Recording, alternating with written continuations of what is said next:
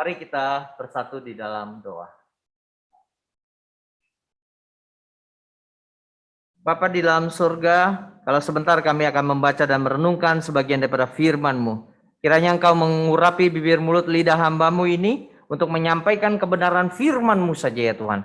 Sehingga setiap kami boleh mengetahui kehendak Tuhan bagi diri kami masing-masing. Agar kami boleh menjadi pelaku-pelaku firman Tuhan. Sehingga nama Tuhan boleh dipuji dan dipermuliakan. Oleh sebab itu ya Tuhan, terangilah mata hati kami. Bukakanlah hati kami ya Tuhan. Sehingga kami boleh mengerti maksud kehendak Tuhan bagi kami masing-masing pribadi. Baik yang mendengarkan maupun yang mengkhotbahkan, Tuhan tolong untuk boleh melakukan setiap firman. Di dalam nama Tuhan Yesus kami berdoa. Amin. Jemaat sekalian, mari kita membuka Injil Yohanes. Injil Yohanes pasalnya yang ke-10. Perikop yang cukup terkenal, gembala yang baik. Saya akan membacakannya dari ayat yang ke-11 hingga ayatnya yang ke-18. Firman Tuhan yang menjadi dasar khotbah minggu ini terambil dari Injil Yohanes pasal yang ke-10 ayatnya yang ke-11 hingga ayatnya yang ke-18. Akulah gembala yang baik. Gembala yang baik memberikan nyawanya bagi domba-dombanya. Sedangkan seorang upahan yang bukan gembala dan yang bukan pemilik domba-domba itu sendiri, ketika melihat serigala datang, meninggalkan domba-domba itu lalu lari, sehingga serigala itu menerkam dan mencerai-beraikan domba-domba itu. Ia lari karena ia seorang upahan dan tidak memperhatikan domba-domba itu. Akulah gembala yang baik, dan aku mengenal domba-dombaku, dan domba-dombaku mengenal aku. Sama seperti Bapa mengenal aku, dan aku mengenal Bapa, dan aku memberikan nyawaku bagi domba-dombaku. Ada lagi padaku domba-domba lain yang bukan dari kandang ini. Domba-domba itu harus kutuntun juga, dan mereka akan mendengarkan suaraku. Dan mereka akan menjadi satu kawanan dengan satu gembala. Bapa mengasihi aku. Oleh karena aku memberikan nyawaku untuk menerimanya kembali. Tidak seorang pun mengambilnya daripadaku. Melainkan aku memberikannya menurut kehendakku sendiri. Aku berkuasa memberikannya dan berkuasa mengambilnya kembali. Inilah tugas yang kuterima dari Bapakku. Demikianlah Injil Yesus Kristus. Yang berbahagia ialah mereka yang mendengarkan firman Allah dan yang memeliharanya. Haleluya. Haleluya. Haleluya.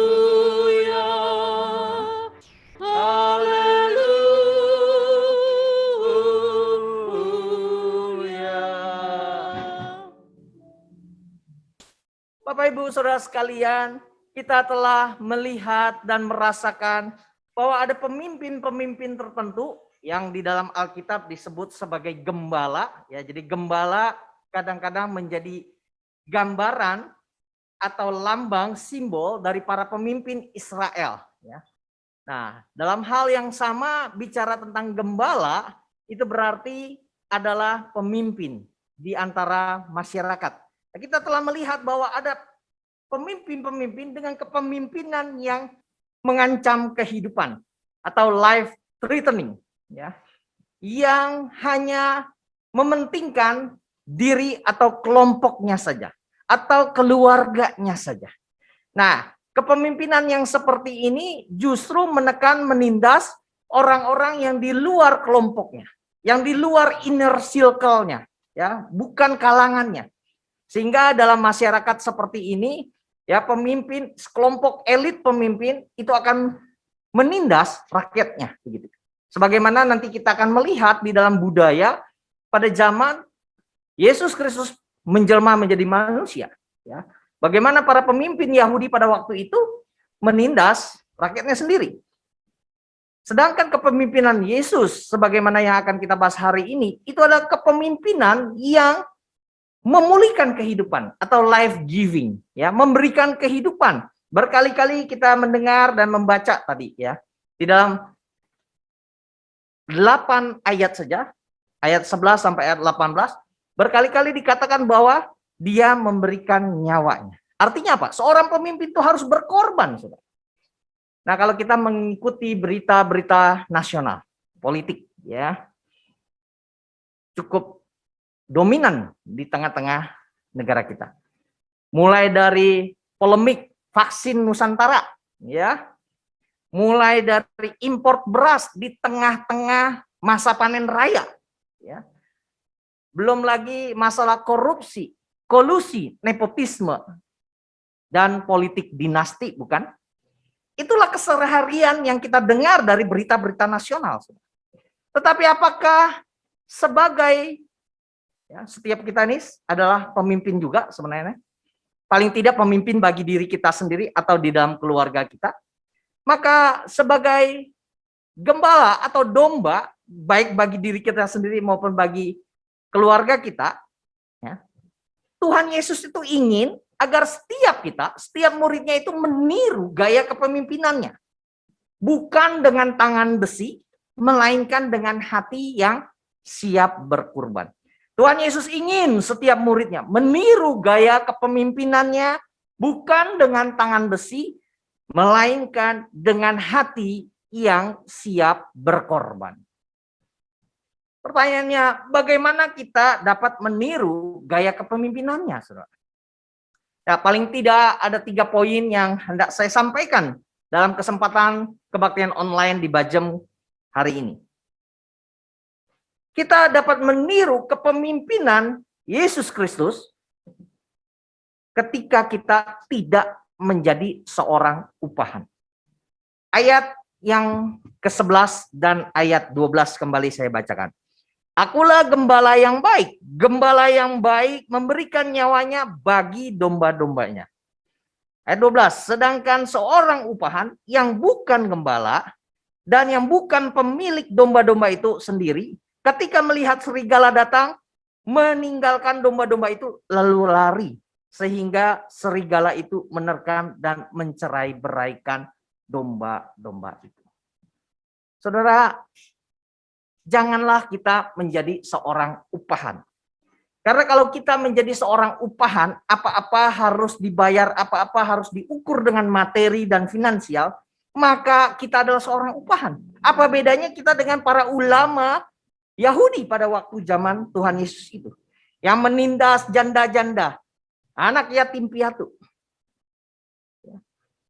Dan celakanya lagi, apalagi menjadi serigala yang menerkam domba-domba yang tak berdaya itu. Itu celaka sekali, saudara. Ya. Maka kalau kita mau meniru Yesus Kristus junjungan dan Tuhan kita jangan menjadi seorang upahan. Pada umumnya gembala itu pada waktu itu adalah pemilik domba itu sendiri. Nah, karena kawanan domba yang digembalakan itu begitu banyak. Ini gambaran budaya agraris ya dalam dunia peternakan gitu ya, dunia peternakan dan pertanian sampai zaman sekarang mungkin ya di Timur Tengah itu. Jadi gembala-gembala itu yang empunya kawanan domba itu. Nah, karena kawanan domba itu begitu banyak, seorang gembala saja belum bisa menanganinya. Itu sebabnya dia akan hire, dia akan bayar gembala-gembala lainnya yang disebut orang upahan begitu. Karena kawanan domba itu begitu besar, banyak gitu, harus dibantu begitu. Nah, orang upahan itu kalau datang serigala, dia lari, ya menyelamatkan dirinya sendiri. Kalau gembala, sang empunya domba-domba itu justru melindungi domba-domba. Nah, domba-domba itu sebenarnya matanya kurang awas, saudara. Dia tidak bisa melihat jauh ke depan. Gitu ya. Tapi pendengarannya cukup baik, saudara.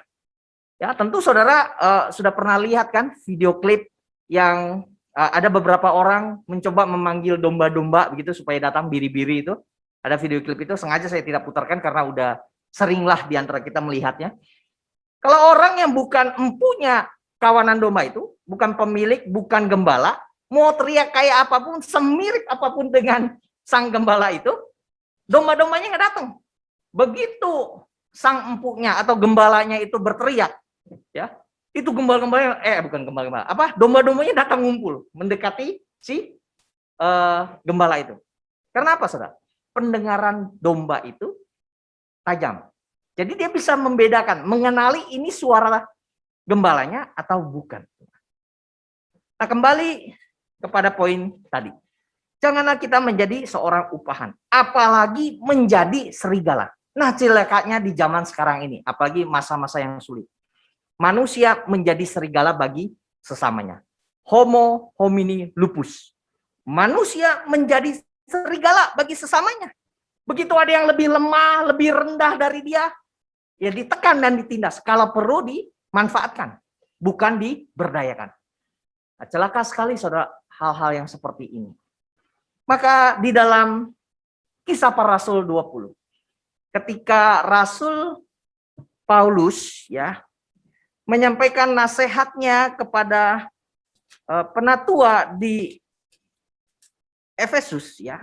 Mari kita lihat Kisah Para Rasul 20 ayatnya yang ke-29 sampai ayatnya yang ke-30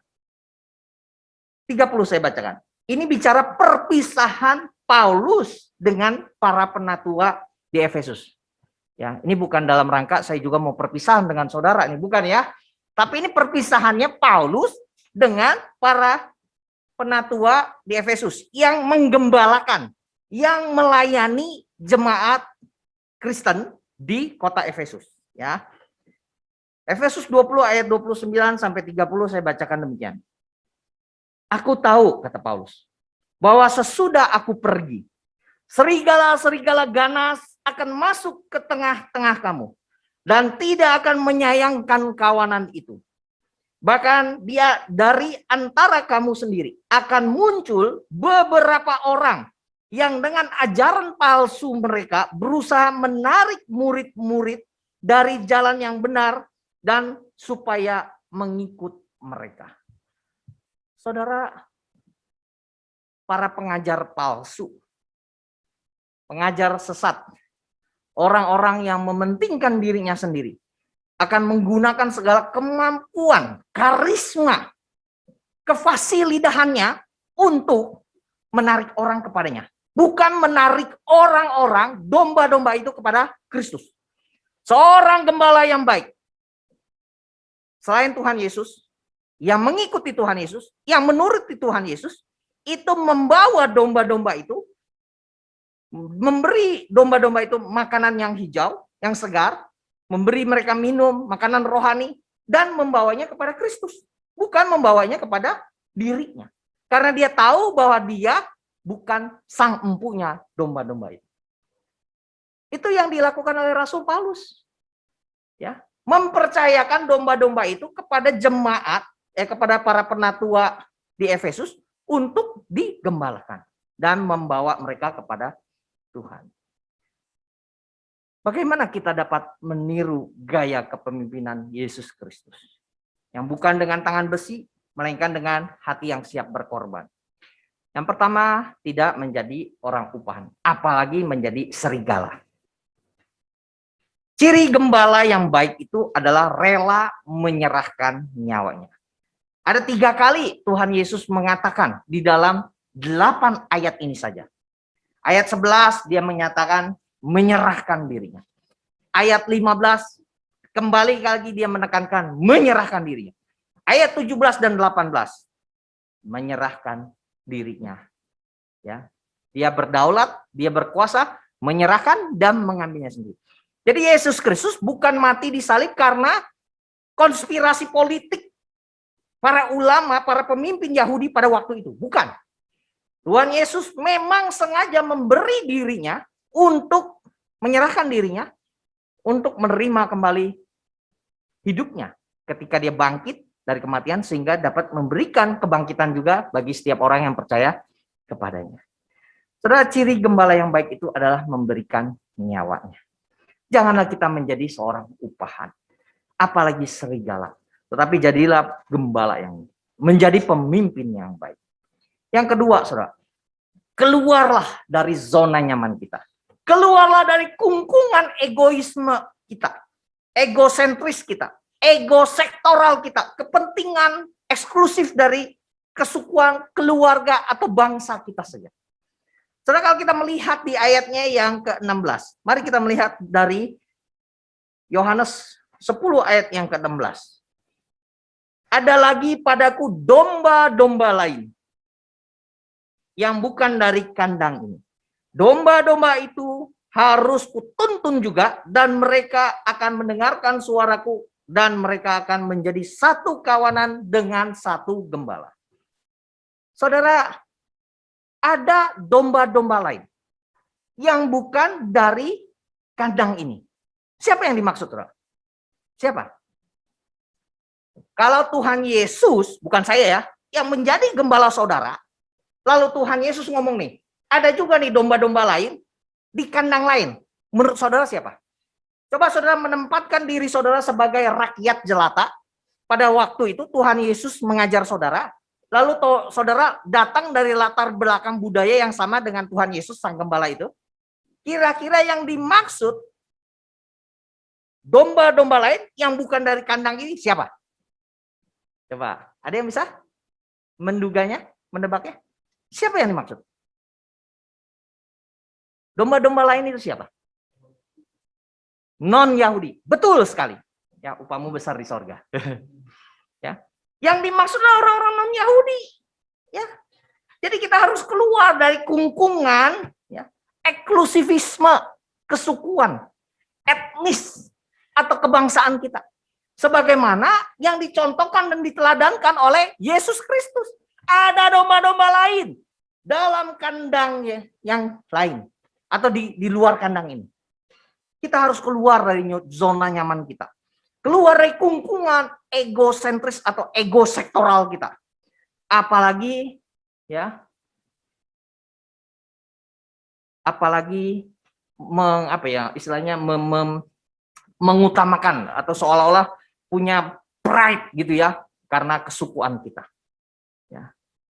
Atau karena kebangsaan kita. Karena Tuhan Yesus pun datang menyerahkan nyawanya untuk domba-domba yang lain. Untuk mereka yang di luar kandang ini. Yaitu orang-orang non-Yahudi. Para Gentiles. Yang disebut Gentiles itu adalah, kalau saya sebut kafir itu bukan kafir dalam artian pengertian yang lain. Tapi kafir ini adalah pengertian orang-orang non-Yahudi. Jadi orang-orang Yahudi pada waktu itu kalau melihat bangsa lain itu menyebutnya kafir. Ya, kafir karena berbeda gitu. Tapi justru Tuhan Yesus datang untuk orang-orang non-Yahudi ini. Sehingga keselamatan itu bisa mencapai kepada bangsa-bangsa lain. Ya, ke bangsa Indonesia, ya, apapun etnisnya gitu ya. Mau orang Ambon, orang Batak, orang Sunda, orang Jawa, ya, bahkan kepada orang-orang Tionghoa. Ya, maka yang kedua, kalau kita mau meniru kepemimpinan Yesus Kristus, keluarlah dari zona nyaman kita, dari ego sektoral kita, dari eksklusivisme kesukuan kebangsaan kita. Berusahalah memberitakan Injil kepada bangsa-bangsa lain. Berusahalah membawa domba-domba lain itu kepada sang gembala yang baik. Bukan kepada saya, saudara. Saya bukan gembala yang baik itu. Bukan. Yesus Kristuslah gembala yang baik itu. Saya ini hanyalah domba juga. Sama seperti saudara yang berusaha mengikuti suara sang gembala yang baik itu. Dan yang ketiga, saudara. Yang terakhir. Bagaimana kita dapat meniru kepemimpinan Yesus Kristus? Bagaimana caranya, saudara? Yang bukan memerintah dengan tangan besi, melainkan dengan hati yang siap berkorban.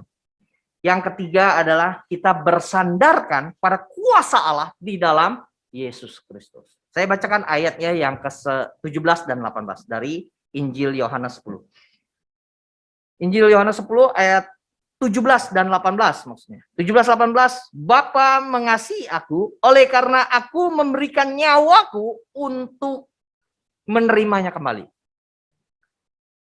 Tidak seorang pun mengambilnya daripadaku, melainkan aku memberikannya menurut kehendakku sendiri.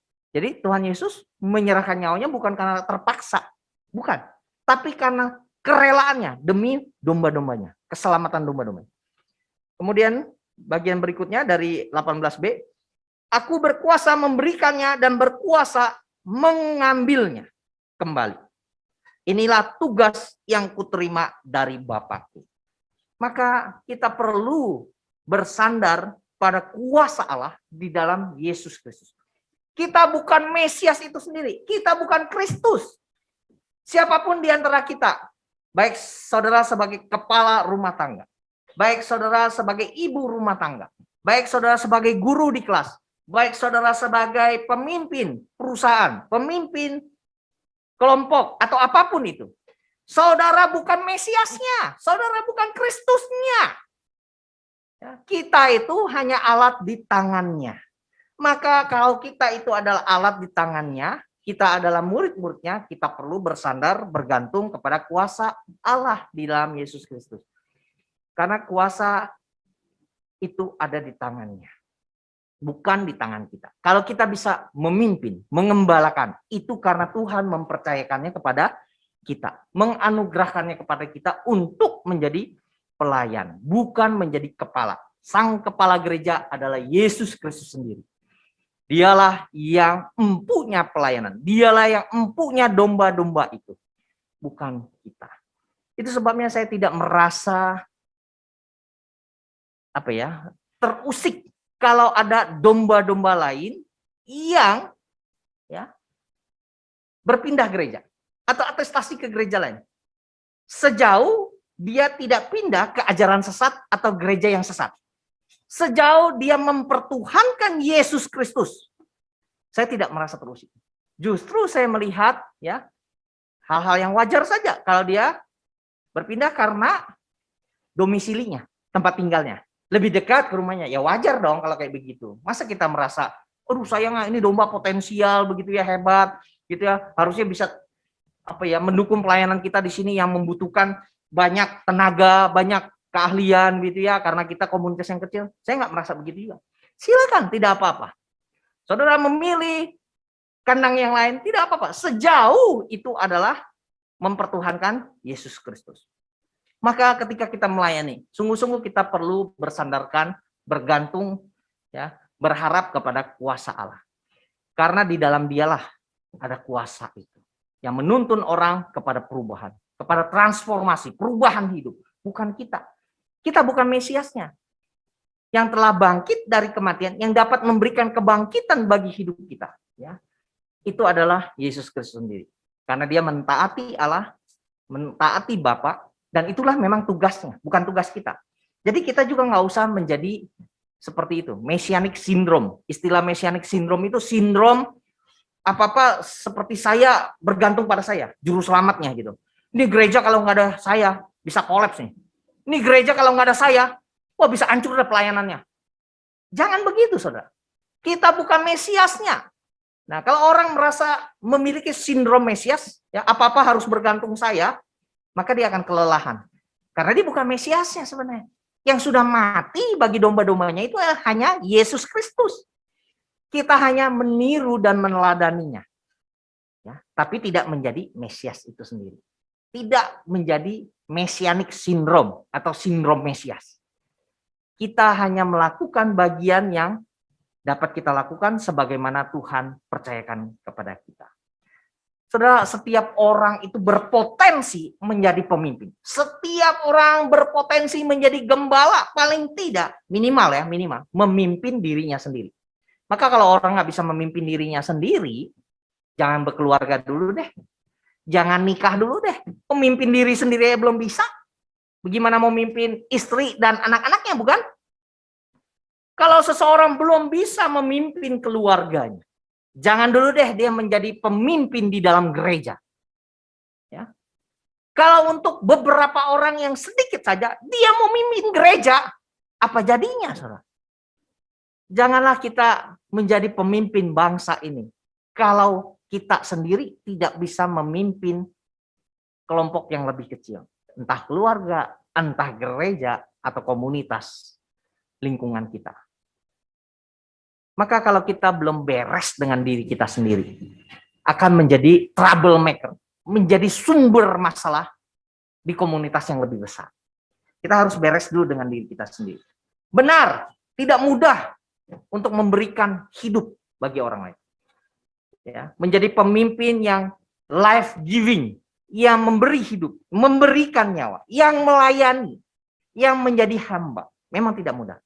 Namun hal itu bukan mustahil. Karena apa? Sudah banyak contohnya. Banyak tokoh-tokoh saya bisa sebutkan. Mother Teresa. Oke, katakan itu dari Roma Katolik.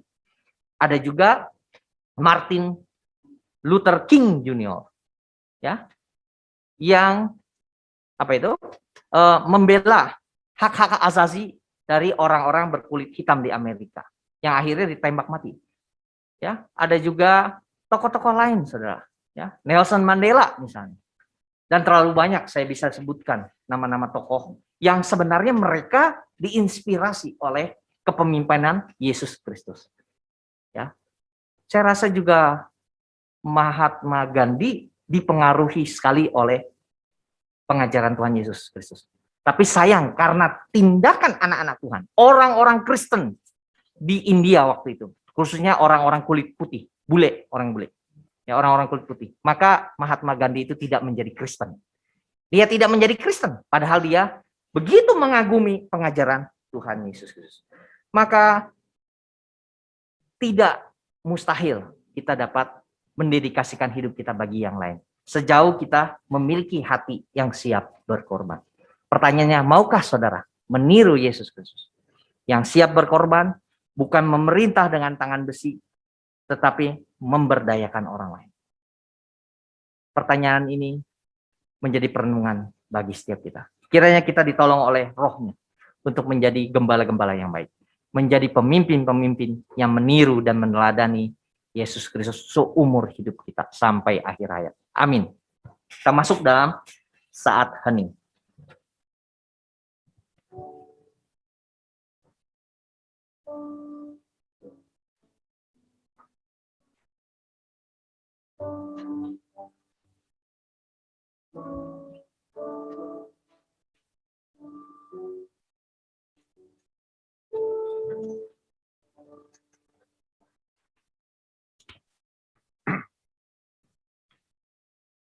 Kita akan mendengarkan pujian persembahan dari paduan suara anak sekolah minggu Bajem Bintara.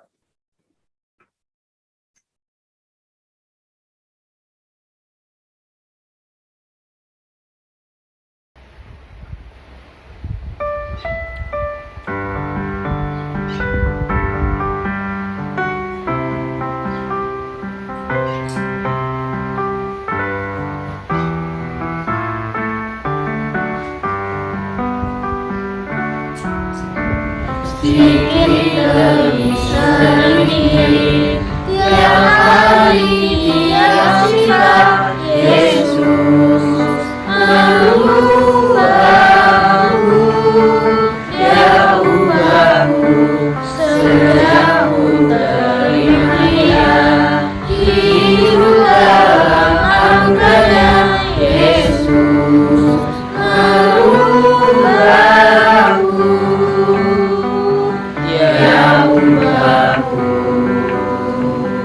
Oh Juru Selamat, ku tidak seperti yang dulu lagi, meskipun nampak tapi ku tahu ku pasti sempurna nanti.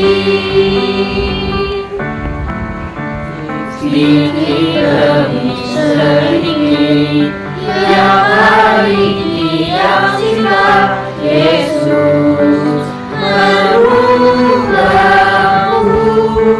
Dia ubahku sejak ku terima Dia. Hidup dalam anugerahnya Yesus merubahku.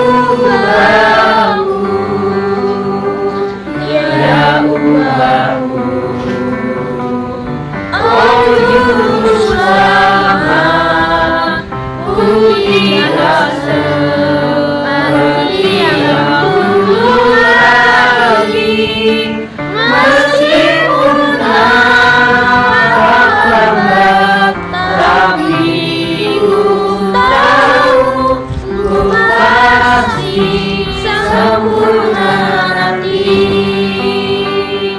Jauh bahu, oh juru selamat, ku tidak seperti yang dulu lagi. Meskipun nampak lambat, tapi ku tahu ku pasti sempurna nanti. Ku pasti sempurna nanti.